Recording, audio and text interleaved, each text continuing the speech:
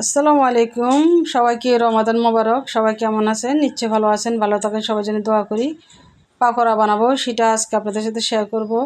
যেহেতু আজকে প্রথম রোজা, অনেক আইটেম হয়ে গেছে। এখানে আমি পাকোড়ার জন্য পাতাকপি কুচি করে নিয়েছি, কাঁচামরিচ কুচি করে নিয়েছি, ধনিয়া পাতা, পেঁয়াজ, টমেটো কুচি, আর এখানে ডাউল ব্লেন্ডার করে নিয়েছি। ডাউলটা আমি সকালে ভিজিয়ে রেখেছিলাম। প্রথমে আমি পাকোড়ার জন্য পাতাকপি কুচিটা দিয়ে দেব। চালু করে দিলাম 1 কাপ। ডাউলের ব্যাটারটা দিয়ে দিলাম। ধনিয়া পাতা আর পেঁয়াজ কুচি না দিলেও চলে, যেহেতু পাতাকপির মতো পেঁয়াজ কুচি আছে।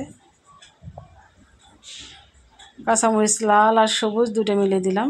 গুঁড়া মরিচের গুঁড়া ছোটো চামচ 1 চামচ, হলুদ গুঁড়া সামান্য, জিরার গুঁড়া, ধনিয়ার গুঁড়া 1/2 চামচ, আর একটা ম্যাজিক মশলা দিব 1/2 চামচ, লবণ। এখন আমি হাত দিয়ে ভালোভাবে মেখে নিব। খুবই ভালোভাবে মেখে নিতে হবে, একদম ফিনিশিং করতে হবে হাত দিয়ে ভালোভাবে, নাহলে দানা দানা থেকে যাবে। বন্ধুরা, এই পাতাকপির সবজিটা দিয়ে পাকোড়া বানালে খেতে অসাধারণ মজার হয়।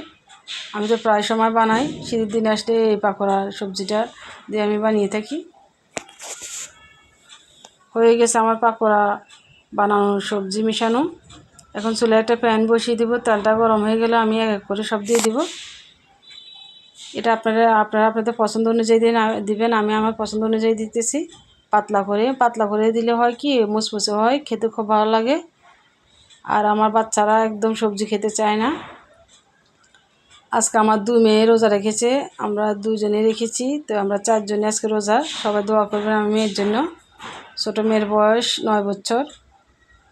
গতবারও সে 7টা রোজা রেখেছে। এবার বলে আম্মু আমি সব রোজা রাখবো, তো ওর জন্য আজকে এই সবজি পাকোড়াটা বানাবো।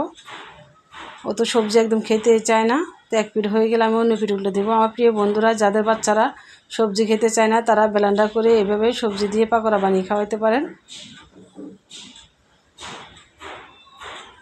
সবজির সাথে প্রচুর ভিটামিন থাকে, আর এই শীতের দিনে সবজির সাথে ভিটামিনটা যদি না খায়, তাহলে ওদের স্বাস্থ্যটা ভালো হবে না। তো হয়ে গেছে আমার কিছুটা, আর কিছুটা রয়েছে, বাকিটা আমি বানিয়ে নেব এভাবে।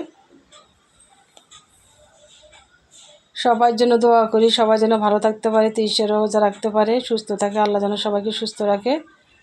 আর এই পবিত্র মাহে রমজান মাসে সবাইকে আল্লাহ যেন হেদায়েত দান করে। বেশি বেশি দোয়া করবেন, বেশি বেশি আমল করবেন। আসলে আমাদের তো গুনাহ শেষ না, কত গুনাহ অজান্তে করে ফেলি। আল্লাহ যেন সবাইকে হেদায়েত দান করে, সবাই যেন ভালো থাকে, সুস্থ থাকে। হয়ে গেছে আমার সবজি পাকোড়া, খেতে অসাধারণ মজা, পেঁয়াজের থেকে দ্বিগুণ মজা। একবার বানিয়ে খেয়ে দেখবেন। আল্লাহ হাফেজ, সবাই ভালো থাকবেন।